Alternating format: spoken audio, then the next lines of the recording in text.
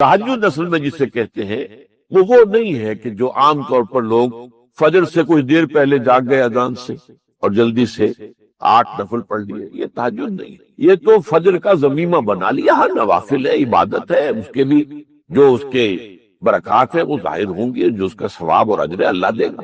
لیکن اصل میں جسے تہجد کہا جاتا ہے وہ رات کو سو کر پھر اٹھنا، نیند کو توڑ کر اور پھر سو جانا اور پھر اٹھنا فجر۔ جوف کہتے ہیں پیٹ کو کسی شے کے، جوف اللیل، رات کے بطن میں، رات کے درمیان میں، یعنی نصف رات گزر جائے اس وقت سے انسان جو ہے وہ نماز پڑھے اور پھر سست رہ جائے تو پھر جاتا ہے، پھر سو جائے اور پھر اس کے بعد اٹھے فجر کے لیے اور سنتیں پڑھے اور آئے مسجد کے اندر۔ تو یہاں آپ نے فرمایا وَصَلَاةُ الرَّجُلِ فِي جَوْفِ اللَّيْلِ، اور اپنے اس قول کے لیے حضور نے آیتیں تلاوت فرمائی، وہی دو آیتیں۔ یہاں یہ سورہ سجدہ کی آیت نمبر 16 اور 17 ہے۔ تَتَجَافَىٰ جُنُوبُهُمْ عَنِ الْمَضَاجِعِ، اللہ تعالیٰ اپنے خاص محبوب بندوں کی یہ صفات بیان کر رہا ہے کہ ان کے پہلو اپنے بستروں سے علیحدہ رہتے ہیں، رات کے وقت جاگتے، بستر پر لیٹیں گے تو سو جائیں گے۔ تَتَجَافَىٰ جُنُوبُهُمْ عَنِ الْمَضَاجِعِ يَدْعُونَ رَبَّهُمْ خَوْفًا وَطَمَعًا، وہ اس وقت اپنے رب کو پکارتے ہیں، دعائیں کرتے ہیں، خوف کے ساتھ بھی، اس کے مواخذے کا خوف، اس کے عذاب کا خوف، اس کی باز پرس کا خوف، اس کی ناراضی کا خوف، جہنم کا خوف، وطمعًا، اور طمع کس کی؟ اللہ راضی ہو، اللہ کے اجر و ثواب کی بھی طمع ہو، لیکن سب سے بڑی طمع کیا ہے؟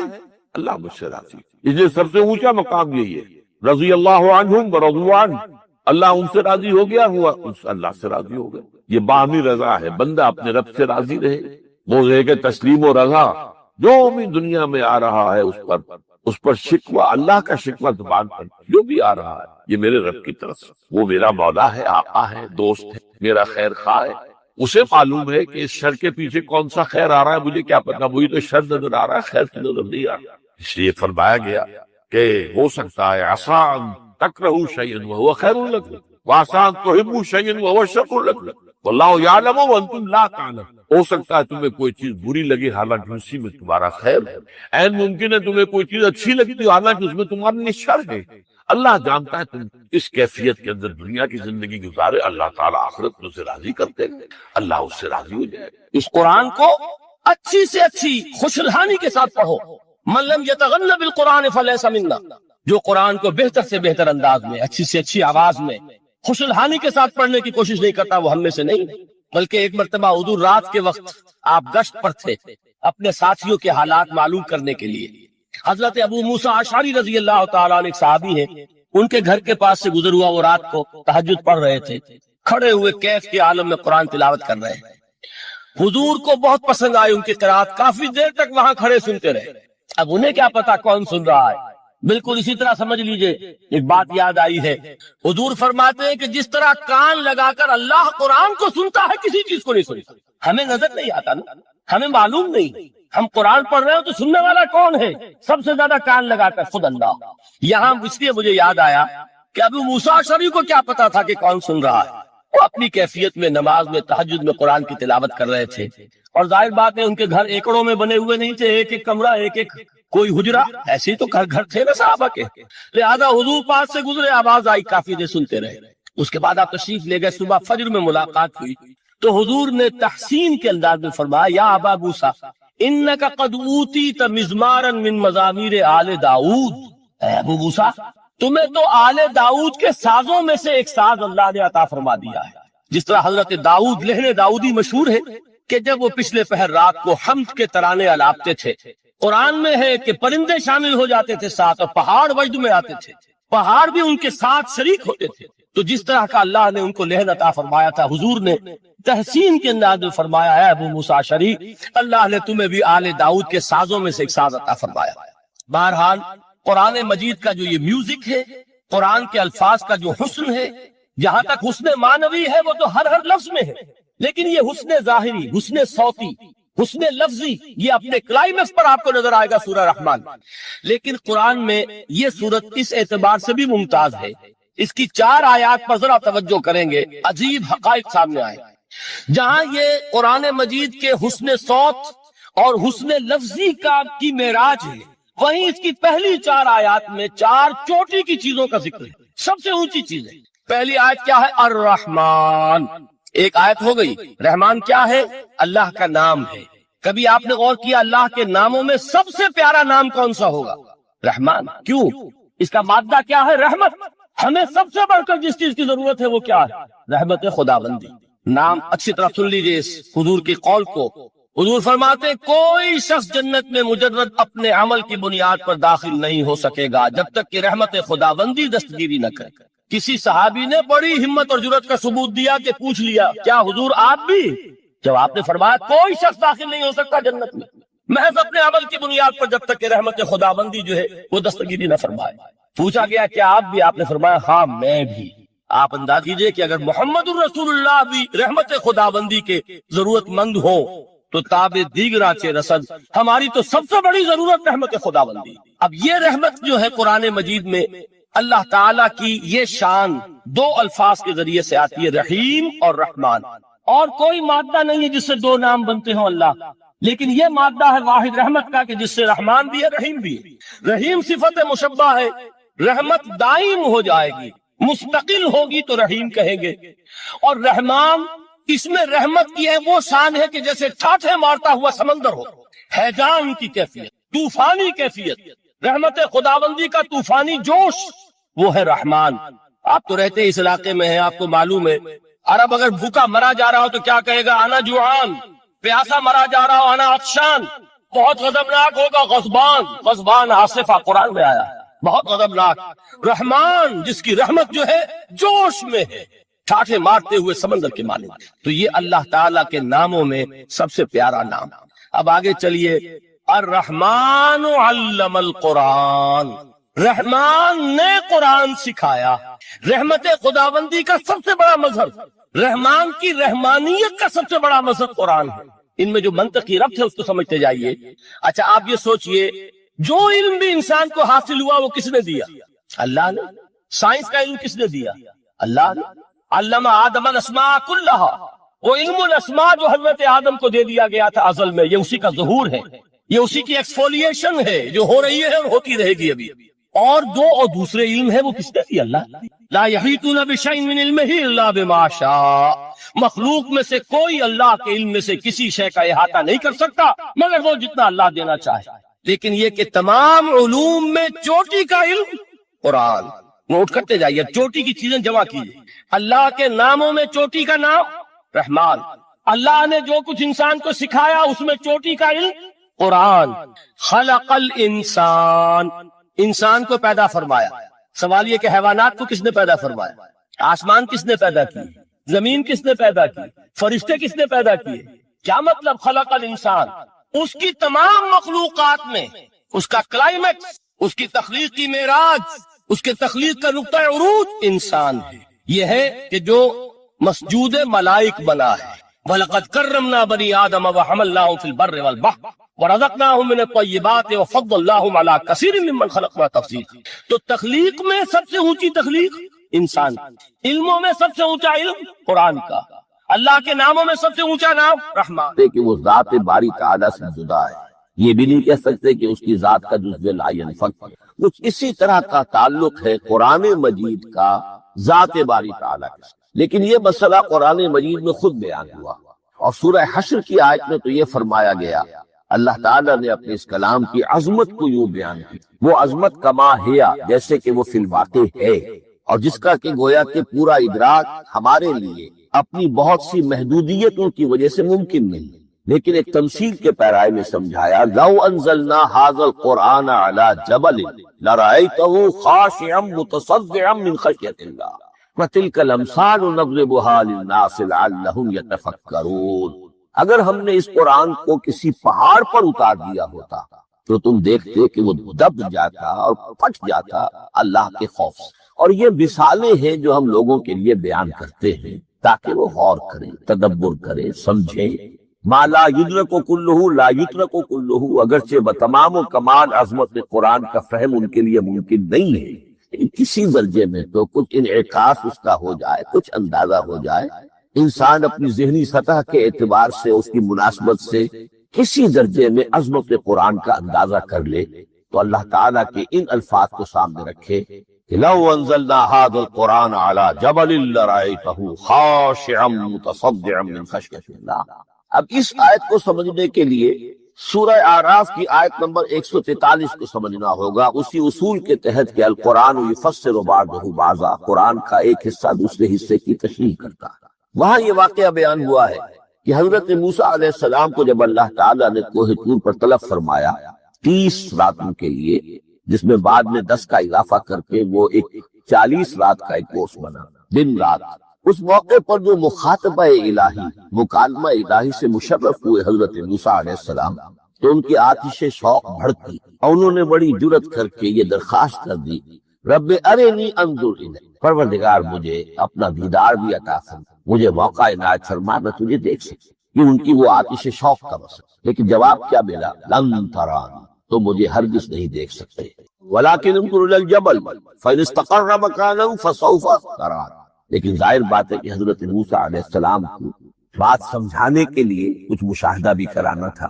فرمایا تم مجھے نہیں دیکھ سکتے، البتہ کہ ایک نئی اسٹیٹ بنائیں گے، عرب شیعہ اسٹیٹ، جس میں سعودی عرب کی بھی مشرقی پٹی آ جائے گی اور ادھر سے ایران کی مغربی پٹی آ جائے گی، گلف کے دونوں طرف، اور یہ گویا جیسے پاجامہ ہوتا ہے، نیچے سے 2 آرے اوپر جا کر وہ ایک، تو یہ اس کے بعد کویت اور جو جنوبی حصہ ہے جہاں شیعہ آباد ہے وہ عراق کا، یہ شامل کر کے نیو شیعہ عرب شیعہ اسٹیٹ بنانے کا پروگرام ان کا ہے۔ یہ نقشہ ہے، شائع کر چکے ہیں، یہ ان کے پروگرام ہے۔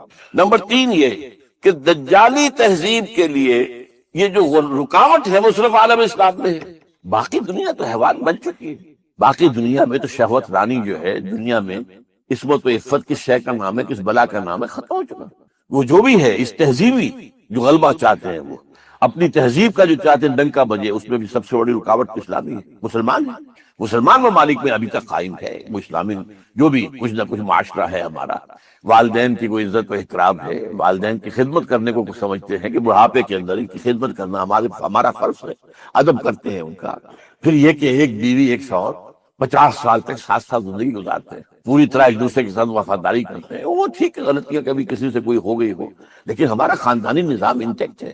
ساری توجہ جو ہے والدین کی اولاد کے اوپر مرکوز ہے۔ وہاں کیا ہوتا ہے، لڑکا 13 برس کا ہوا، لڑکی 13 برس، جاؤ دفع ہو جاؤ یہاں سے، now be on your own feet, اب اپنے پاؤں پہ کھڑے ہو جاؤ، اب ہم تمہارے ذمہ دار نہیں، ہم نے بس پال دیا، پوس دیا جتنا پالنا پوسنا، پھر جو کچھ ہوتا ہے وہ آپ کو معلوم ہے، ظاہر بات ہے ختم، خاندانی نظام برباد ہو گیا۔ تو یہ نمبر 3 یہ ہے۔ اور نمبر 4 یہ جو زائرنزم کا جو 5 نکاتی جو ایجنڈا ہے، وہ تو ظاہر بات ہے مڈل ایسٹ سے متعلق ہے۔ مڈل ایسٹ میں اگر یہ مجھے اندیشہ ہے کہ اب جو صورتحال بن رہی ہے بہت جلد شاید مسجد اقصیٰ کو اور قبۃ الصخرہ کو گرا دے، اس کے نتیجے میں ایک طوفان برپا ہوگا اور پھر حملہ آور ہو گئی ہے اس کو دبانے کے لیے، جس کو حضور نے فرمایا حدیث میں 80 علم لے کر عیسائی تم پر حملہ آور ہوں گے مسلمانوں، اور ہر علم کے نیچے 12,000 فوج ہوگی، 9.5 لاکھ۔ یہ نیٹو جو ہے جو تیار ہو رہی ہے اور اس کو ایکسٹینڈ کیا جا رہا ہے مسلسل، حالانکہ نیٹو جو بنائی گئی تھی روس کے خلاف، USSR کے خلاف، وہ تو ختم ہو چکا، وہ تو کوئی چیلنج نہیں ہے، اگرچہ کچھ ابھر رہا ہے تھوڑا سا دوبارہ، لیکن ابھی اس کے اندر دم نہیں ہے کہ وہ سامنے آ کر بات کر سکے۔ تو یہ کس کے لیے؟ مسلمانوں کے لیے۔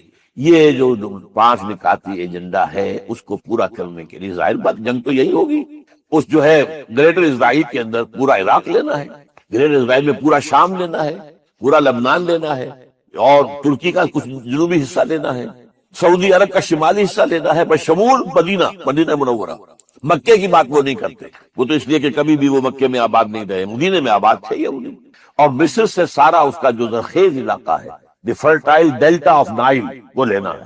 یہ جشن کا علاقہ تھا جہاں حضرت یوسف علیہ السلام کے دور میں یہ یہودی جو ہے جا کر جو سارے حضرت یعقوب اور ان کے 11 بیٹے جو جا کر آباد ہوئے ہیں، یہ وہ لوگ اس علاقے میں تھے۔ تو یہ گریٹر اسرائیل بنانا ہے، تو یہ ہے وہ چیز جس کی وجہ سے اس جنگجویانہ جو پروگرام تھا بش کا، اس کا ہدف اولین جو ہے وہ مڈل ایسٹ۔ اب میں چند منٹ ہے میرے پاس، میں آپ سے عرض کر دوں جو ایک بڑی تبدیلی آئی ہے امریکہ میں اس وقت۔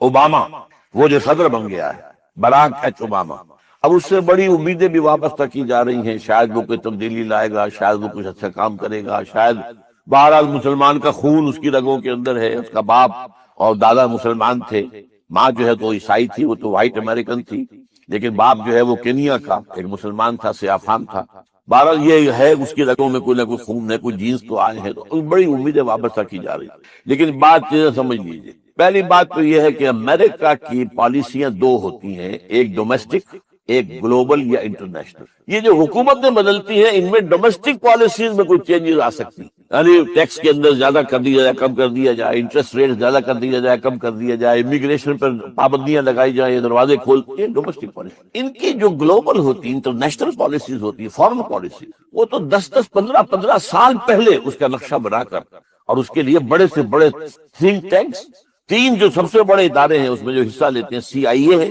پینٹاگون جو ان کی فوج کا مرکز ہے گویا کہ ان کا دفاع کا، اور اسٹیٹ ڈپارٹمنٹ، اس میں جو بہترین انٹلیکچوئل آتے ہیں، بہترین جو ہیں ذہین لوگ، بہترین ان کے جو ہے پروفیسرز وغیرہ، ان کے تھنک ٹینکس بنتے ہیں، وہ بیٹھ کر طے کرتے ہیں کہ ہمیں کیا کرنا ہے، اور کوئی بھی امریکی صدر آ کر اس کے اندر ادھر سے ادھر نہیں کر سکتا۔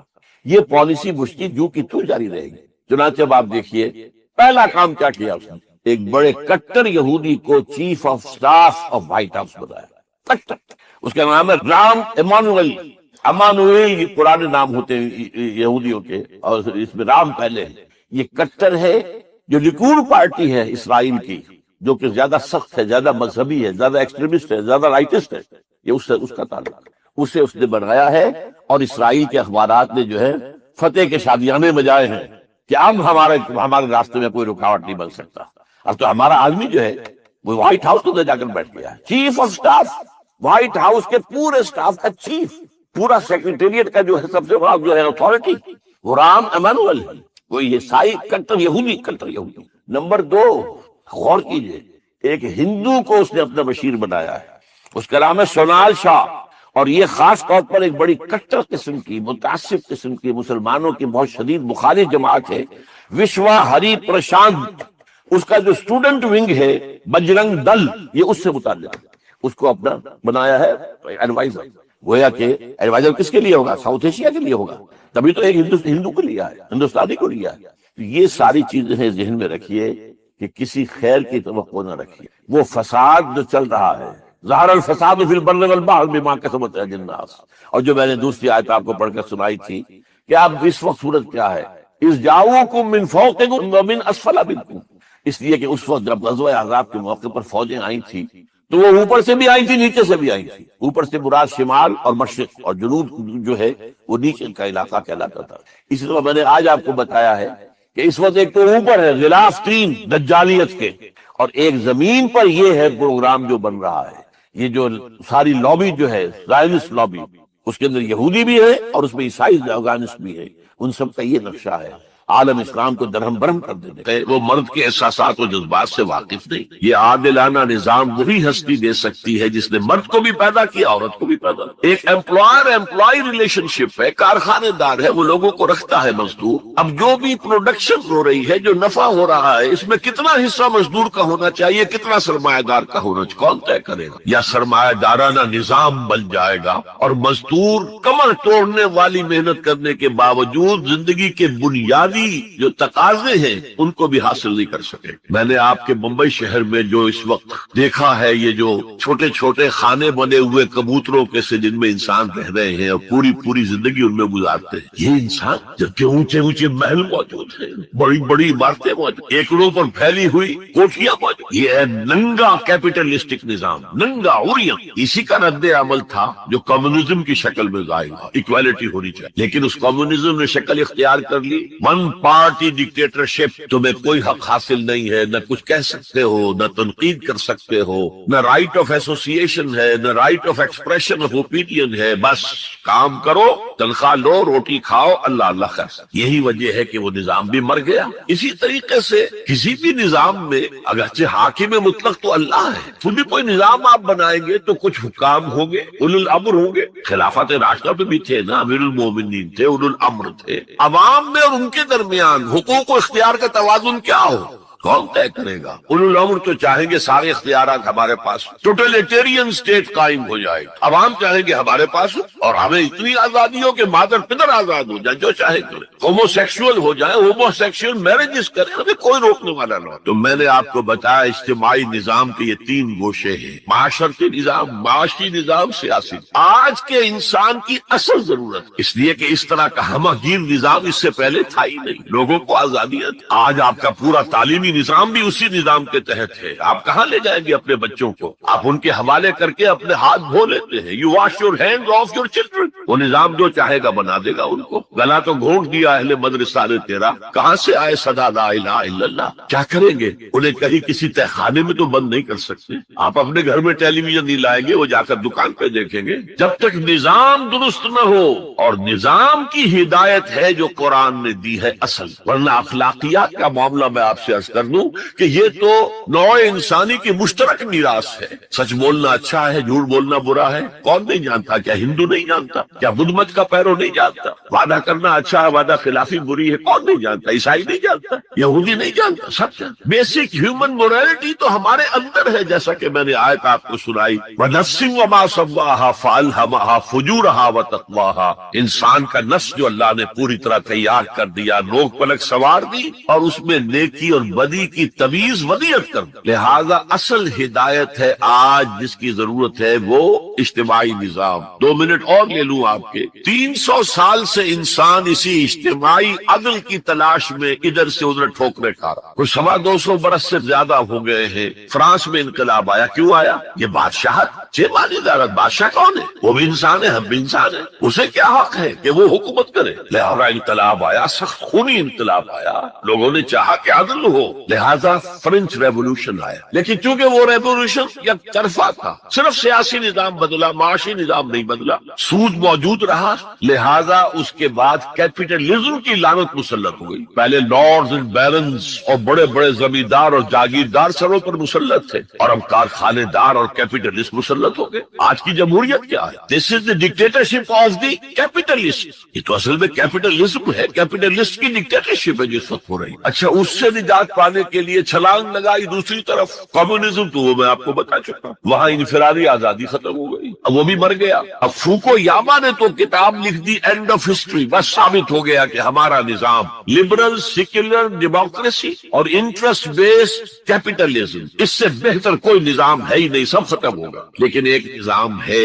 جس کا انہیں اندیشہ ہے، جو ابلیس کی زبان سے اقبال نے کہلوایا تھا، ہے اگر کوئی خطر مجھ کو تو اس امت سے ہے جس کی خاکستر میں ہے اب تک شرارے آرزو، خال خال اس قوم میں اب تک نظر آتے ہیں، وہ کرتے ہیں اشک سحر گاہی سے جو ظالم وضو۔ بڑے نیک لوگ بھی موجود ہیں، لیکن بحیثیت مجموعی امت کا حال کیا ہے؟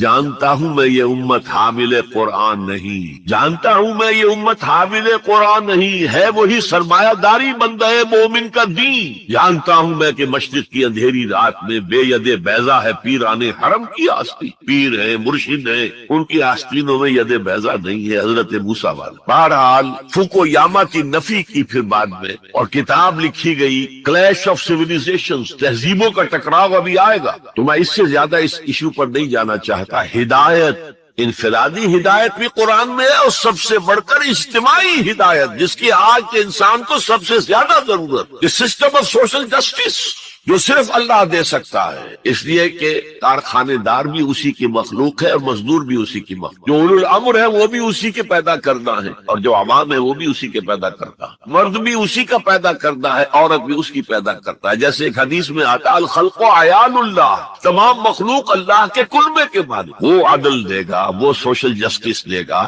وہ توازن دے گا آپ کو معاشرتی نظام میں، معاشی نظام میں، سیاسی۔ اس کا نتیجہ چوتھا جو نکلے گا رحمت للمومنین، اب وہ رحمت ہوگی آخرت۔ جیسے حضور نے فرمایا الزہراوین نام دیا سورہ بقرہ کو اور سورہ آل عمران، الزہراوین، زہرا کہتے ہیں بہت تابناک، حضرت فاطمہ زہرا رضی اللہ تعالی عنہ۔ الزہراوین، یہ دو بدلیوں کی صورت میں میدان حشر میں ظاہر ہوں گی، اور جو ان سے محبت کرنے والے تھے ان پر سایہ کریں گی، جبکہ کسی کے لیے کوئی سایہ نہیں۔ تو یہ رحمت کا ظہور ہوگا قرآن کا قیامت کے دن۔ اب اگلی آیت دیکھیے، قل بفضل اللہ وبرحمتہ، اے نبی ان سے کہہ دیجئے یہ اللہ کے فضل اور اس کی رحمت کا مظہر ہے کہ اس نے تمہیں قرآن مجید جیسی کتاب ہدایت دی، جو موعظہ بھی ہے، شفاء لما فی الصدور بھی ہے، دنیا میں ہدایت بھی ہے، آخرت میں رحمت۔ قل بفضل اللہ وبرحمتہ فبذلک فلیفرحوا، اگر جشن منانا ہے تو اس کا مناؤ، خوشیاں منانی ہے تو اس کی مناؤ۔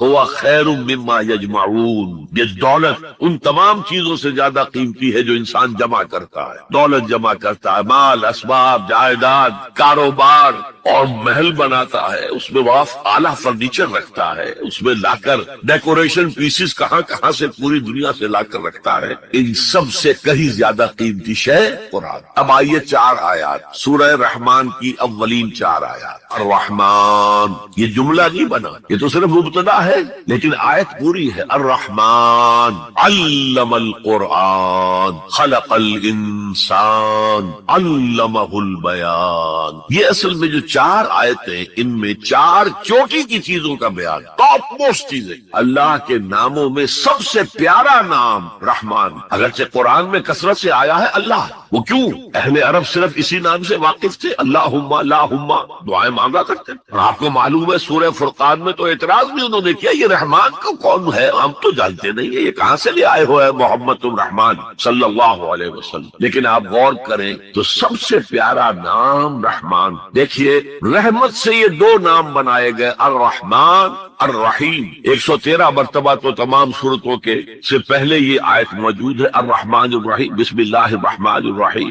سورہ فاتحہ میں الحمدللہ رب العالمین الرحمن الرحیم۔ ان میں فرق کیا ہے؟ یہ جو فعلان کا وزن ہے، اس پر جو عربی میں لفظ آتے ہیں، اس میں کسی صفت کی ہیجانی کیفیت، طوفانی کیفیت، ٹھاٹھے مارتا ہوا سمندر، پہاڑوں ایسی لہریں، اسی سے غضبان بنا ہے، انتہائی غضبناک، بہت غصہ، اسی سے جوعان بنا ہے، بھوک سے مر رہا ہوں میں، انا جوعان، اسی سے عطشان بنا ہے، میں پیاسا مر رہا ہوں۔ اللہ کا لفظ، اللہ کا نام رحمان ظاہر کر رہا اللہ کی رحمت ٹھاٹھے مارتے ہوئے سمندر کی طرح، اور رحیم فعیل کے وزن پر ہے، جس میں دوام ہوتا ہے، تسلسل کا۔ تو اللہ کی رحمت جہاں ٹھاٹھے مارتے ہوئے سمندر کی طرح ہے، ساتھ ہی وہ آہستگی کے ساتھ مسلسل بہنے والے دریا کے معنی بھی ہے، تسلسل کے ساتھ۔ اب ان دونوں کا ریلیشن اگر میں آپ کو ایک مثال سے سمجھاؤں، اگر کہیں کسی بس کا ایکسیڈنٹ ہو جائے اور آپ دیکھیں کوئی عورت جو ہے مردہ ہو گئی ہے، اور کوئی شیر خار بچہ اس کی چھاتی سے چمٹا ہوا، اسے کیا پتا میری ماں مر گئی، اور کوئی آئیڈینٹیفیکیشن نہیں ہو رہی، کچھ پتا نہیں ہے یہ کون خاتون تھی، کہاں سے آئی تھی، کچھ نہیں۔ آپ بتائیے اس وقت کون سا انسان ہوگا جس کے دل میں رحمت کا دریا جوش نہ مار جائے، اس بچے کی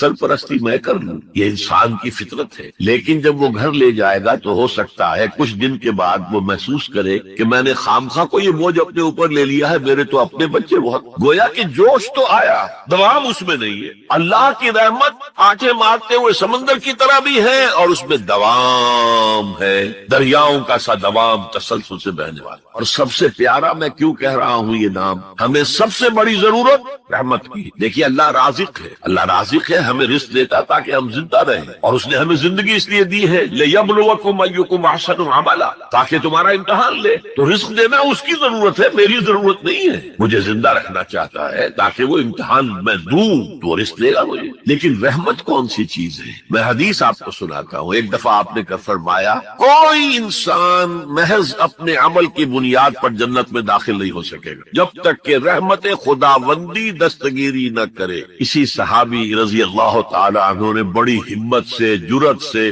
بلکہ ہم کہہ سکتے جسارت سے کام لیا کہ پوچھ لیا حضور کیا آپ بھی؟ فرمایا ہاں میں بھی، الا یتغمدنی ربی برحمتہ، میں بھی داخل نہیں ہو سکوں گا جنت میں جب تک کہ میرا رب مجھے ڈھانپ نہ لے اپنی رحمت۔ تو سب سے پیارا نام کون سا ہو؟ الرحمن۔ اب آئیے اگلی آیت، علم القرآن، اس نے قرآن کی تعلیم۔ جو پچھلا مقام ہم نے دیکھا تھا قل بفضل اللہ وبرحمتہ فبذلک فلیفرحوا، اس اللہ تعالیٰ نے قرآن کا علم دیا، لیکن آپ سوچئے جو دوسرے علوم ہیں وہ کس نے دیے ہیں؟ یہ سارا سائنٹیفک نالج اور ٹیکنالوجی، یہ وہی تو علامہ آدم الاسماء کا ظہور ہے جو ہو رہا ہے۔ پوٹینشلی یہ سارا مادی علم حضرت آدم کی شخصیت میں ودیت کر دیا گیا تھا، پوٹینشل، جیسے آم کی گٹھلی میں پورا آم کا درخت ہے، علامہ آدم الاسماء کلھا، تمام نام سکھا دیا، اور ساتھ ہی وہ ایپریٹس دے دیا جس سے کہ یہ علم جو پوٹینشل تھا یہ ایکسفولیٹ ہو سکے، یہ کھلے، جیسے کہ کلی بند ہوتی ہے پھر کھلتی ہے تو 5 پتیاں ظاہر، ایکسفولیشن۔ وہ ایپریٹس کیا ہے؟ ان السمع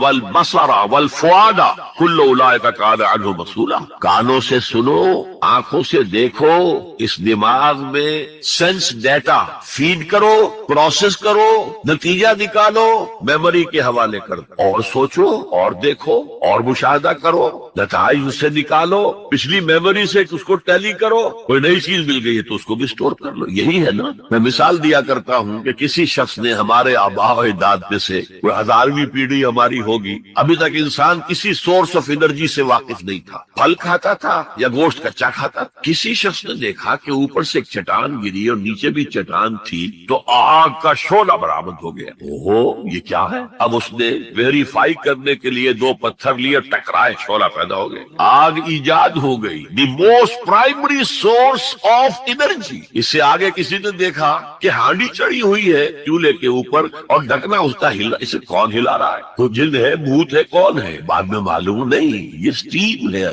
سٹیم میں طاقت ہے، سٹیم انجن ایجاد ہو گئے، چل پڑی گاڑیاں، فرنٹیئر میل آتا تھا پشاور سے بمبئی تک، چلا رہا ہے اسی سٹیم انجن سے۔ تو یہ علم ہمارا تدریجاً آگے بڑھا، لیکن یہ دیا ہوا اللہ کا ہے۔ لیکن تمام علوم میں چوٹی کا علم قرآن کا علم، میں کہہ رہا تھا نا، ان 4 چیزوں میں 4 چوٹی کی چیزیں۔ اللہ کے ناموں میں سب سے پیارا نام رحمان، جو علم اس نے دیا تمام مخلوقات میں، اس میں چوٹی کا علم جو ہے وہ قرآن کا علم۔ اب آئیے، خلق الانسان، پھر سوچے انسان کو پیدا کیا تو کیا جنوں کو نہیں کیا؟ کیا فرشتوں کو نہیں کیا؟ کیا یہ گیلیکسیز پیدا نہیں کی؟ کیا چاند اور سورج نہیں پیدا کیا؟ کیا ہماری زمین کے اوپر زندگی کی جو شکلیں ہیں، نباتاتی اور حیواناتی، یہ چرند ہیں اور پرند ہیں اور مچھلیاں ہیں، کس نے پیدا کی؟ سب کچھ اس نے پیدا کیا، لیکن اس کی کریشن کا کلائمیکس انسان، سب سے بڑی اس کی تخلیق انسان، جو مسجود ملائک بن گیا۔ فسجد الملائکۃ کلھم اجمعون، کس قدر تاکید ہے، سجدے میں گر گئے تمام فرشتے، کل کے کل فرشتے